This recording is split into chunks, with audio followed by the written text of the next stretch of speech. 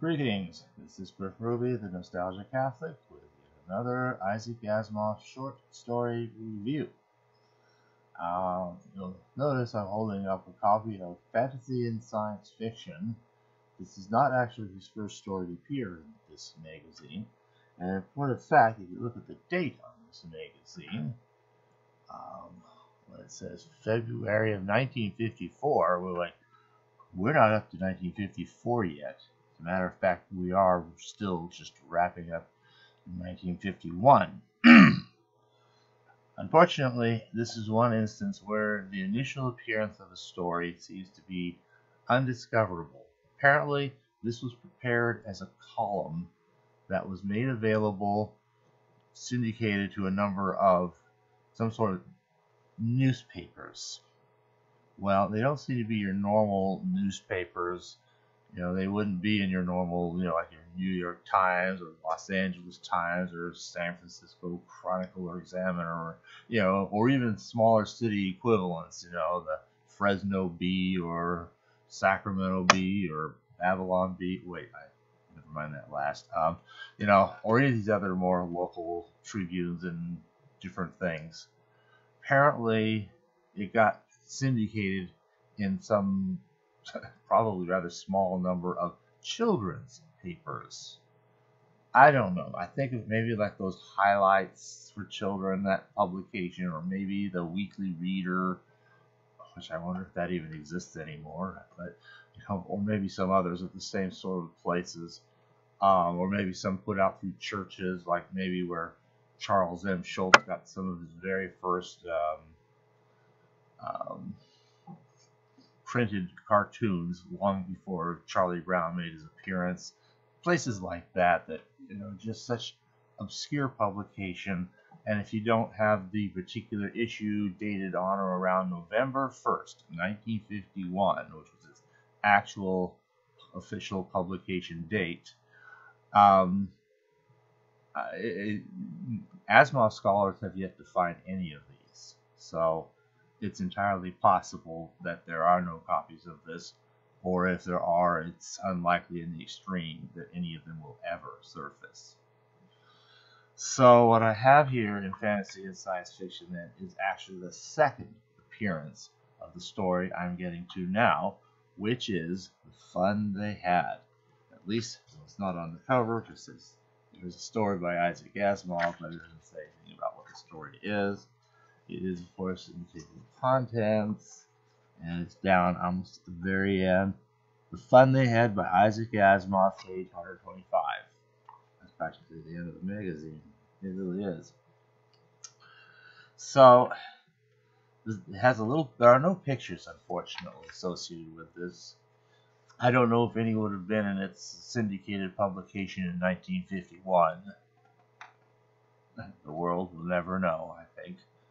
Of course, if somebody can actually track that down, and put it in a comment, that would be, I would definitely put that up to the very top of the comments. I'll pin that to the top of the comments if somebody can actually find a copy, either attach it to a comment. I'm not sure if we can do that, or have a link to it somewhere on the web. I will pin that comment if somebody can actually find it. But apparently, that, whatever it was, and whatever papers it had appeared on that day or around that day, was the only place it appeared, because the blurb as contained in this magazine in 1954 says the following: "Here is a genuine novelty for you, in the author's word, undoubtedly the only piece of published Asimov that no SF aficionado has ever seen." Which is a clear indication that, other than the immediate syndication at the time, it has not since been anthologized or repeated anywhere until this as its very second appearance before the public. So, this is though we doubt if very many aficionados have seen what his colleagues at Boston University consider the only important published Asimov, a little opus called Biochemistry and Human Metabolism. This textbook that he laboriously created with a couple of Boyd and somebody else Walker, yeah, Boyd and Walker, the three of them authored this textbook called Biochemistry and Human Metabolism, and it went through 3 editions. Each improved over the last, but all of them basically unsuccessful as a college textbook, which was a shame. I mean, I'm sure the contents were very solid and reliable, but somehow they didn't see much use, if any, after all that work. But they did establish his status as a real bona fide scientific professor, in this case of chemistry. So, but anyway, back to the story here. This short story was written for a syndicated newspaper page for children, but Mr. Asimov, I guess he wasn't a doctor yet, like every good writer of children's story, is talking not only to the children, but to all of us. His characters here are young, but the idea behind the story is as timeless as it is acute. So, The Fun They Had by Isaac Asimov. So, and it shows up later on, gathered into the Earth is Room Enough. So, Earth is Room Enough. Look at that. Earth is Room Enough. A tired old copy, but here it is, which came out in 1957. And it simply appears there. And comparing the two texts, there is in fact only one small difference that I found. And that has to do with the year. The very first thing, Margie even wrote about it that night in her diary. On the page headed May 17, 2155, she wrote 2155. 2155. Interesting. For some strange reason, in Earth is Room Enough, it got updated to 2157. So I'm figuring that probably the original might have probably had a different date. It might have been 2151 or 2152. The idea being that this is either 200 or maybe 201 years in the future. So the idea is you would update that figure. I don't know that it ever got updated from its appearance in Earth is Room Enough. I'm not going to go shaking down the places where this story got anthologized just to find the answer to that question. So now we can get to the important part, the story itself. It's very, as you see, it's a very short story, and all it is that these two kids, they discover an old book about textbook, a book. Apparently we're in a day where books as just simple printed media, like this kind of form, just don't exist anymore. I mean, I guess they must exist somewhere, but they hadn't been made, in quite a while, and were just historical artifacts, sort of like, horse and buggies or something, they exist in museums, gold coins that actually circulated. They exist in museums and collections, but not something, that anybody bothers to make anymore. So at any rate, what's going on is school in this context, 200 or 201 years in the future, has taken on a certain form. You sit at home, you're in front of this electronic mechanical teacher, okay, that does all of the teaching for you. There's no human teacher directly involved. In fact, although somebody does come out from the county to fix it when it gets a little out of adjustment, but basically it's a standalone device in the home, and every student just goes in and does this thing with this little computerized device in their home. Now here we are coming out of almost a couple of years of this whole COVID disaster, where anybody who had to deal with kids in school knew that the kids didn't go to school for a long time, and in some places, I record this now, there's probably still some places where the kids do not go to school. They sit at home and they have these computerized Zoom sessions, and they do everything online all by their lonesomes, hopefully with some parental support as needed. But beyond that, They go along, this has become a little too realistic, and a little too timely right now in these last couple of years. Because you see, it's like, well, what's that all about? Yeah, well, see, in the old days, this is a funny part. Let me get to that before we get to the old days. Okay. Yeah, the county inspector is what they call him. He's the one who's responsible to, I guess, represent the school system to see to it that everybody's teacher in every home is up to date. And apparently, Margie's teacher was having a slight defect in his geography section. It was moving a little too quickly for her, I guess. So he comes out. He was a round little man with a red face and a whole box of tools with dials and wires. He smiled at her and gave her an apple, then took the teacher apart. I like that. Now, this is 1951. They didn't labor so hard. Teachers didn't labor at all to try to be popular with their students. You're here to learn, kids, and that's how it's going to be. And everybody behaves, or we got a lot of different forms of discipline that can and will be applied.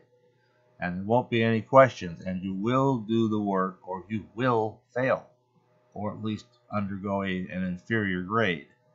So, let's get on with it. This is how it was. And they moved fast. You had to pay attention. I've seen some of the stuff that kids were having to do. I look at some of the homework my dad was doing. Now, this goes back a little further. We're talking 1940s, but it's got to be closer to that than to what you see now, where you're 12 years old, you're having to design a house, and you're having to include right down to how many screws and nails and other bits of hardware, door locks, electrical outlets, how many feet of electrical wiring in the walls, and pipes of plumbing in the walls, and how many little angles of plumbing, and all these little details of a whole house you also have to come up with, and then price all these things out, and the lumber, and some kind of estimate about the labor. And this is what a kid would be doing when they're 12 years old. In my day, you didn't even have to do those details in high school. You just get to design a house in a class. You drop some blueprints and you call it done. And nowadays it's not even that. That's why things are kind of slowed down. We give the kids a lot of room to breathe, which, I don't know, I can understand that. But at the same time, we don't really get them to work very much. So in the old days, they weren't afraid to give out lots of homework and really make those kids work and earn their A if they're going to get it. So school wasn't always the most pleasant thing for kids. It's school. And last day of school was like, hooray, we're free. Well, sort of free. Summer vacation was for many kids the time to help out with the harvest, and okay. But there was some freedom that came with that. So at any rate, to hear about the fun they had, Margie's kind of learning that apparently, oh boy, this is one other line in here. The mechanical teacher had been giving her test after test in geography, and she had been doing worse and worse until her mother had shaken her head sorrowfully and sent for the county inspector. You could read that wrong nowadays. Like the mother grabs the little girl, you gotta learn. No, the mother's shaking her head. Oh, for shame. You need to do better, little girl. That's the shaking, not grabbing the little, you see what I mean?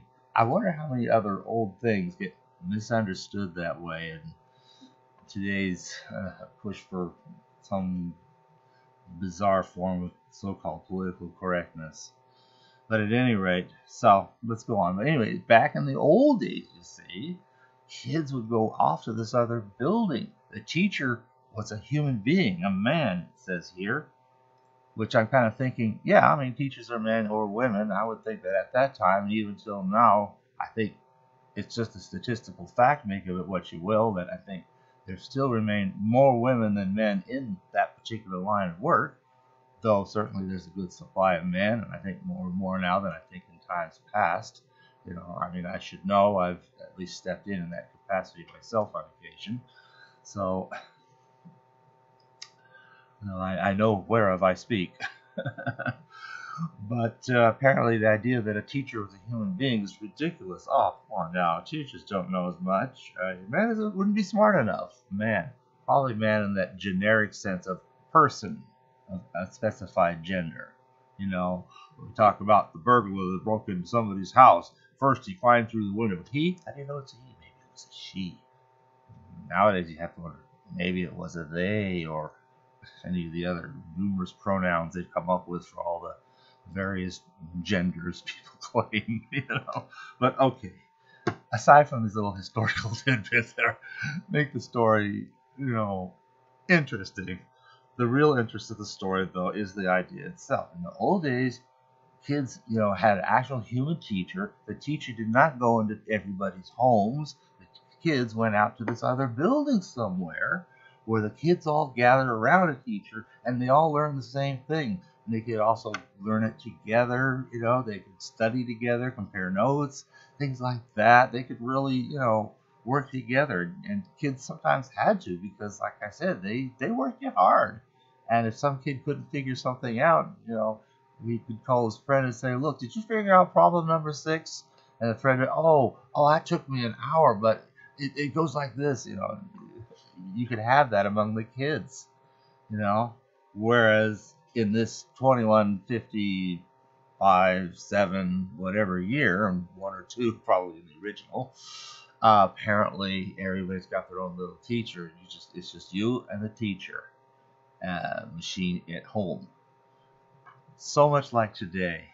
So it all ends with that, and so she's got to do her math now, and the mechanical teacher has on the screen, now we add fractions 1/2 and 1/4, and it's explaining, how to do, fraction arithmetic and so forth. And there's Margie thinking about how the kids must have loved it in the old days.